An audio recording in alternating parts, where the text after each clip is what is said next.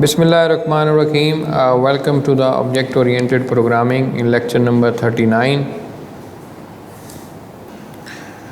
Last lecture में हमने assignment operators और स्ट्रीम इंसर्शन और एक्सटर्शन और बाइनरी ऑपरेटर्स के हवाले से हमने बात की थी, इक्वालिटी ऑपरेटर और नॉट इक्वालिटी ऑपरेटर्स।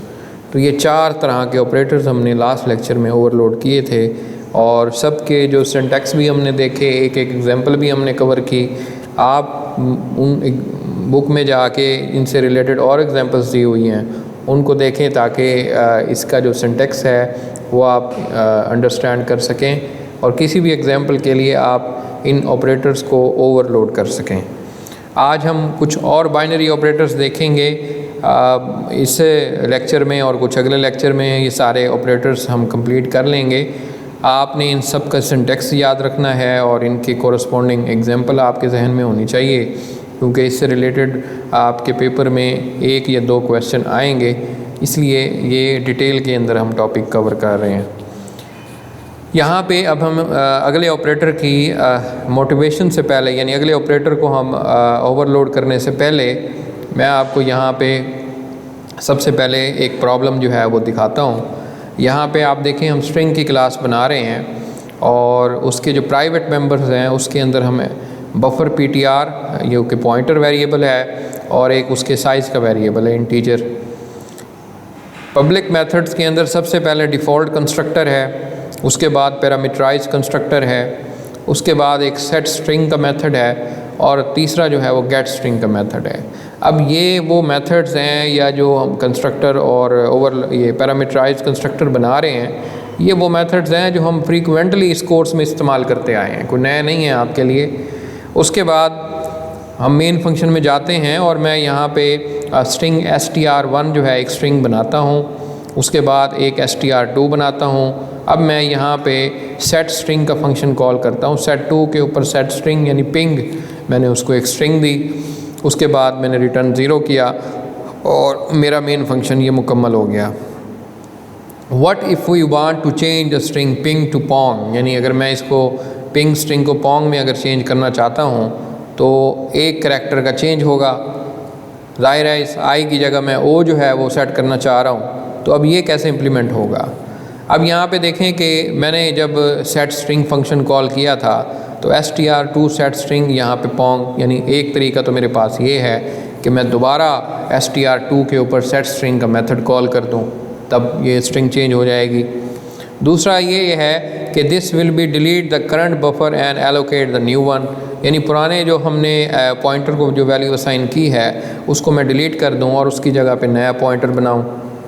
तीसरा ये है कि too much overhead if the string is too big. फ़र्ज़ करें कि ये तो सिर्फ 4 लेटर्स की एक स्ट्रिंग हम चेंज करना चाह रहे हैं, अगर ये एक लेंथी स्ट्रिंग हो, बड़ी सैकड़ों स्ट्रिंग्स के ऊपर मुश्तमिल हो, ओवरऑल के पूरे पैराग्राफ में आपने कई चेंजेस करनी हैं, तो उस केस में ये वाला मेथड मेरे लिए काफ़ी कॉम्प्लेक्स चीज़ सामने लेके आएगा, यानी मेरा टास्क इतना ज़्यादा ओवरलोड और इतना हेक्टिक हो जाएगा कि मेरे लिए पॉसिबल प्रैक्टिकली ये नहीं बनता।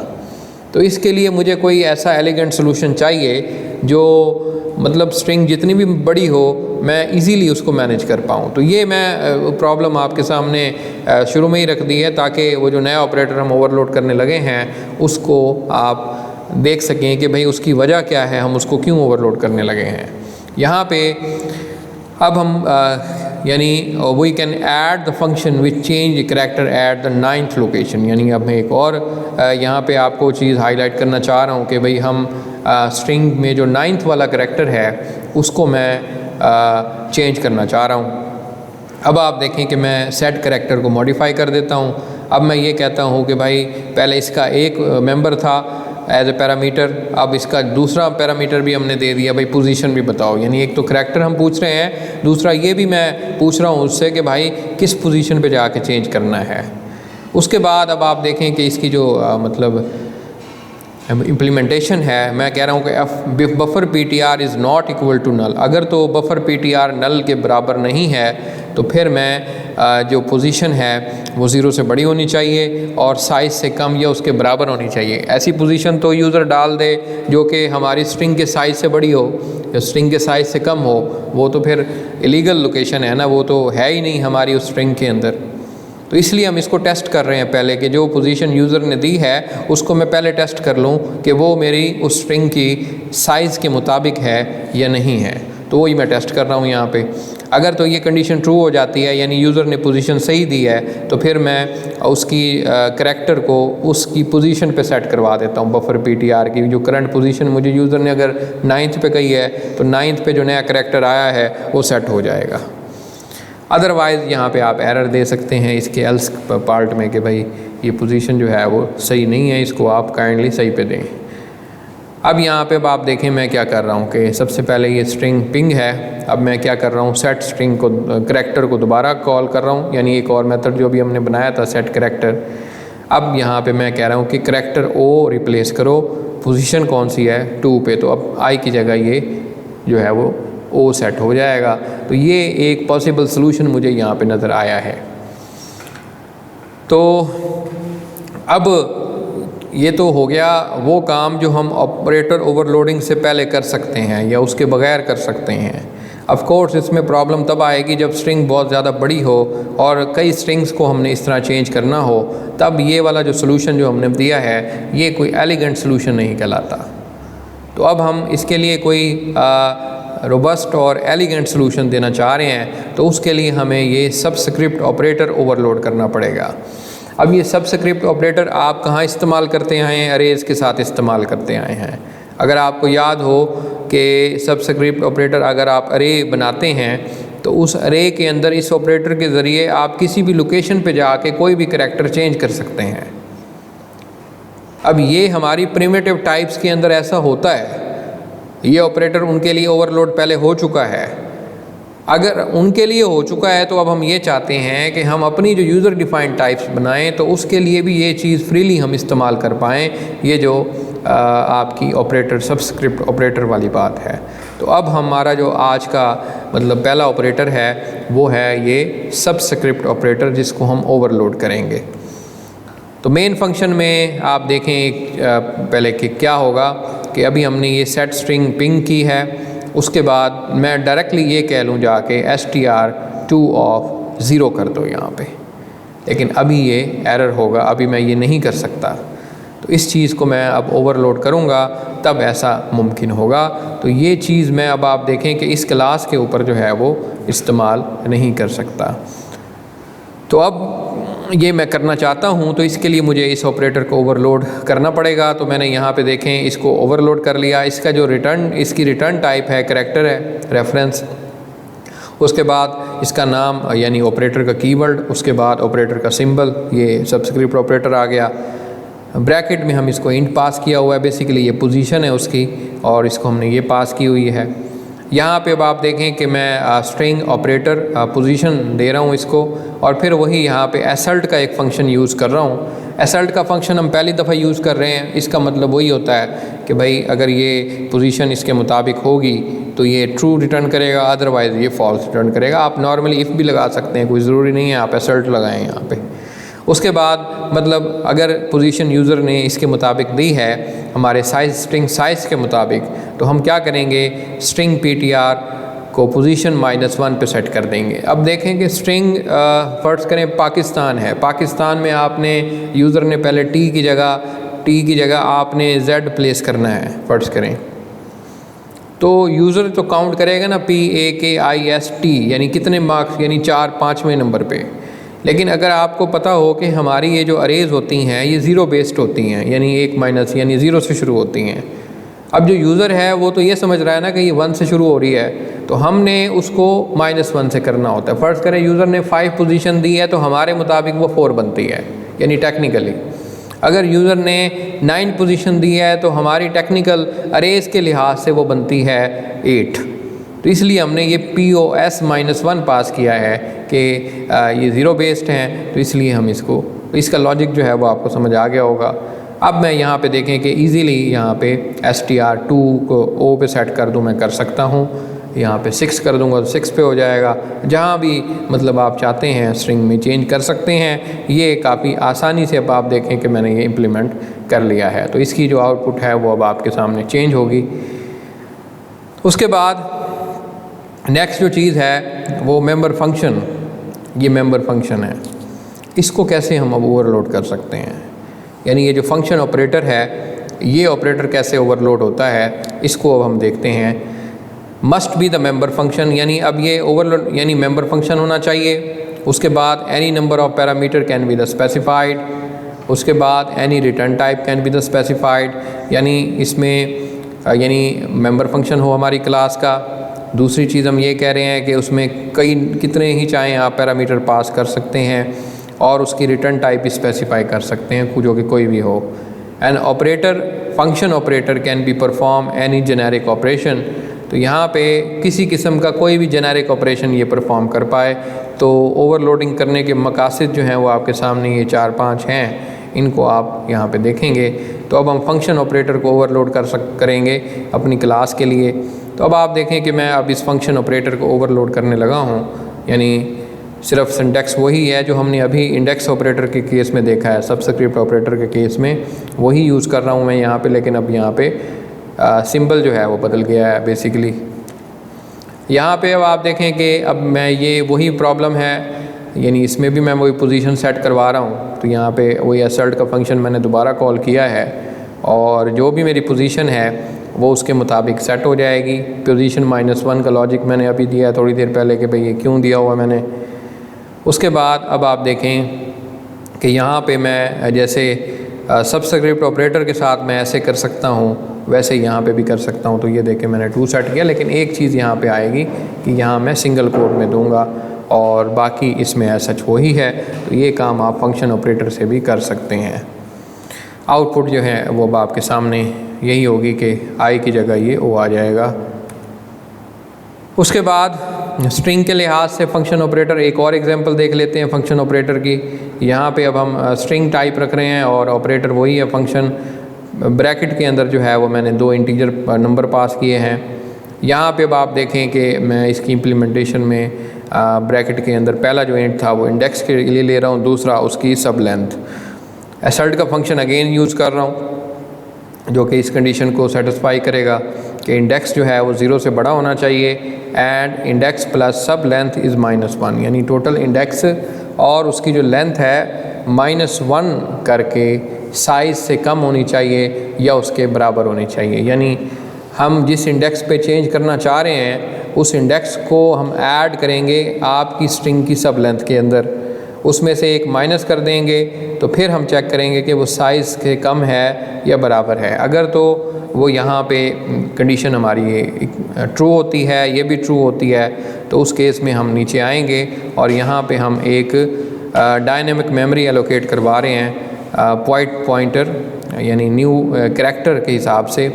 अब जो भी हमारे पास सब लेंथ आई है उसमें एक करैक्टर ऐड करके, अब ये एक करैक्टर ऐड वो नल करैक्टर है, उसको ऐड करके हम इसकी मेमोरी एलोकेट करवाएंगे और उसका एड्रेस जो है वो पास कर देंगे इस PTR के अंदर।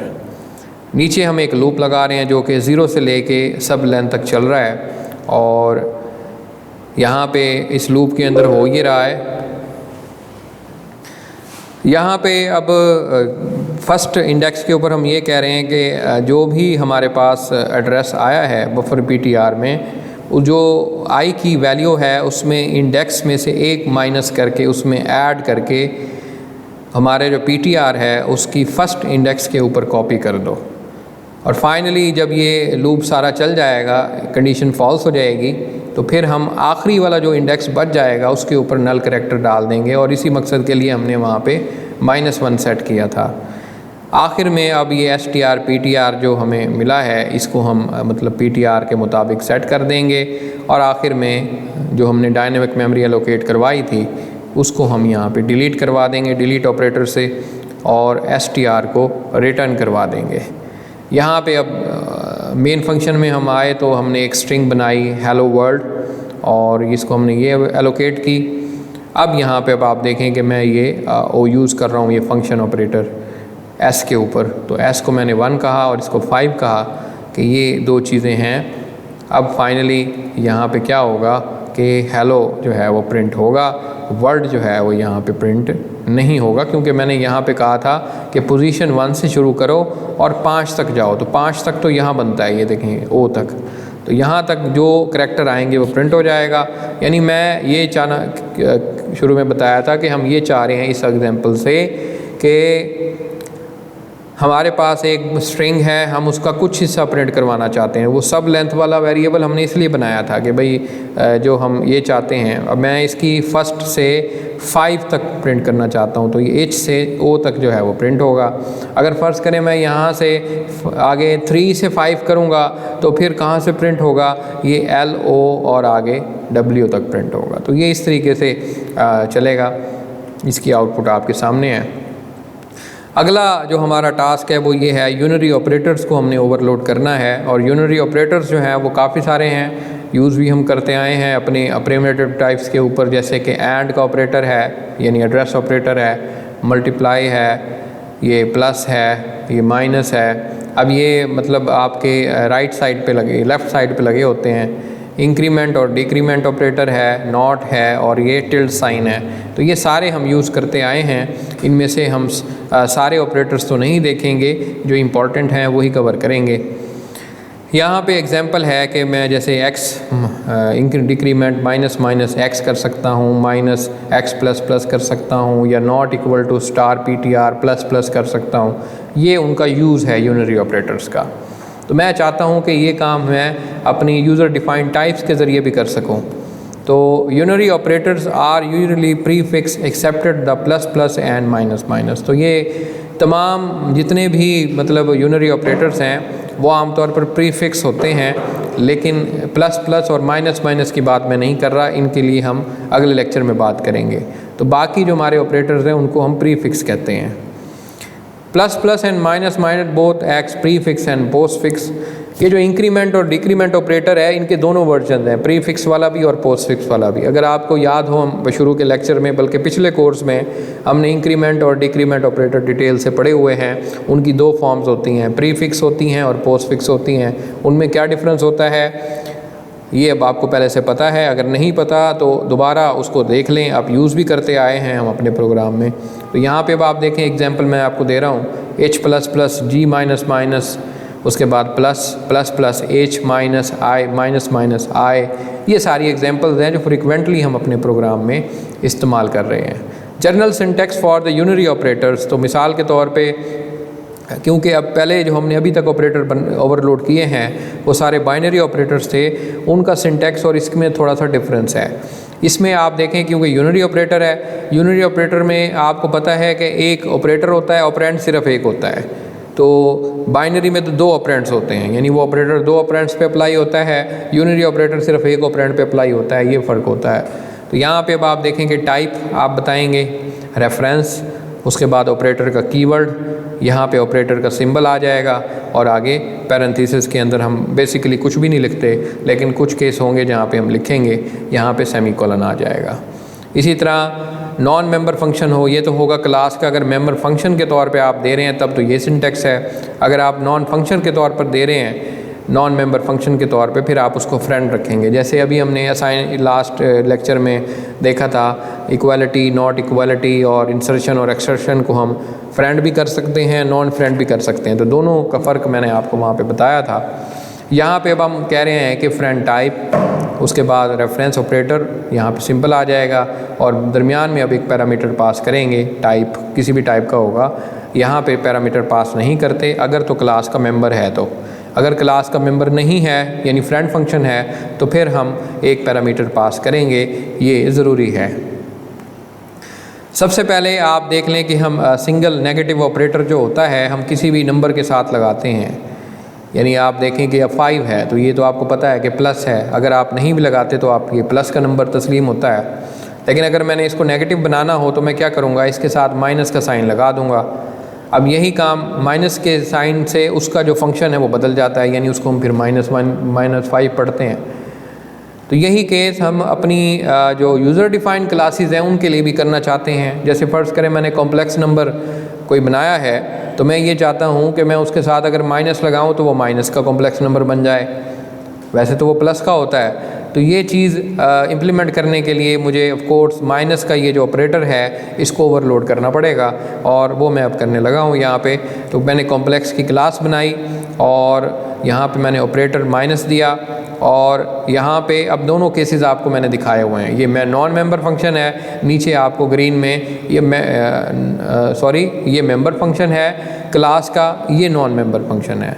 तो दोनों मैंने आपको लास्ट स्लाइड में सिंटैक्स दिखाए थे, यहाँ मैं दोनों एग्जांपल्स दे रहा हूँ। फ़र्क आपके सामने है कि यहाँ हम पैरामीटर कॉम्प्लेक्स का रेफरेंस पास कर रहे हैं, यहाँ पे हम नहीं करते। ये ऑपरेटर आगे सिंपल आ गया आपका। अब इनकी इम्प्लीमेंटेशन देख लेते हैं दोनों की। सबसे पहले आप जो है वो मेंबर फंक्शन वाले की डेफिनेशन देख लें। कॉम्प्लेक्स कोप रेजोल्यूशन ऑपरेटर, उसके बाद माइनस और फिर आगे पैरेंथेसिस के बाद ब्रैकेट शुरू हो रही है। हम यहाँ पे कॉम्प्लेक्स का टेम्परेरी वेरिएबल बना रहे हैं। टेम्प डॉट रियल के अंदर हम माइनस रियल डाल देते हैं, टेम्प डॉट इमेजिनरी में उसका माइनस इमेजिनरी डाल देते हैं, और रिटर्न जो है वो टेम्प कर देते हैं। तो क्योंकि अगर आपने किसी एक कॉम्प्लेक्स नंबर को नेगेटिव बनाना हो तो ऑफ कोर्स उसका रियल पार्ट भी नेगेटिव होगा और इमेजिनरी भी नेगेटिव होगा। तो वही केस हमने यहाँ इम्प्लीमेंट किया हुआ है। उसके बाद अब आप देखें कि मैं यहाँ पे C1.0 और C2.0 करूँगा, तो जैसे ही मैं माइनस लगाऊंगा C1 के साथ, तो इसका मतलब है कि इनके C2 डॉट रियल के अंदर -1.0 चला जाएगा और C2 डॉट इमेजिनरी में -2.0 चला जाएगा। तो ये ऑटोमेटिकली हो रहा है। अब मैं ये C1 के साथ इस्तेमाल कर सकता हूँ, इससे पहले नहीं कर सकता था। तो ये plus unary operator overload the same way. अगर आप प्लस का करना चाहते हैं तो यहाँ पे अब मैं दिखा देता हूँ आपको, यहाँ पे प्लस आ जाएगा बस, बाकी सिंटैक्स वही है, बल्कि आप इसको इम्प्लीमेंट करके देखें, इसके सेंस में ये वैसे का वैसे ही होना है। तो आज का लेक्चर हम यहीं पे ख़त्म करते हैं। आज के लेक्चर में हमने अदर जो बाइनरी ऑपरेटर्स थे उनको ओवरलोड किया, और कोरस्पॉन्डिंग हमने आज ख़ास तौर पे सबस्क्रिप्ट ऑपरेटर ओवरलोड किया, फंक्शन का ऑपरेटर ओवरलोड किया। फाइनली हमने यूनरी ऑपरेटर्स जो हैं वो इंट्रोड्यूस किए, जिसमें दो ऑपरेटर्स हम देख चुके हैं। माइनस का और प्लस का मैंने कहा है कि आपने खुद करना है, जिस साइन का फ़र्क है। अगले लेक्चर में हम बकिया जो हमारे यूनरी ऑपरेटर रहते हैं, जिसमें इंक्रीमेंट और डिक्रीमेंट ऑपरेटर्स हैं, उनको हम 1 बाय 1 ओवरलोड करेंगे। इस तरह हमारा ये टॉपिक ख़त्म हो जाएगा। तो उस वक्त तक के लिए खुदा हाफिज़।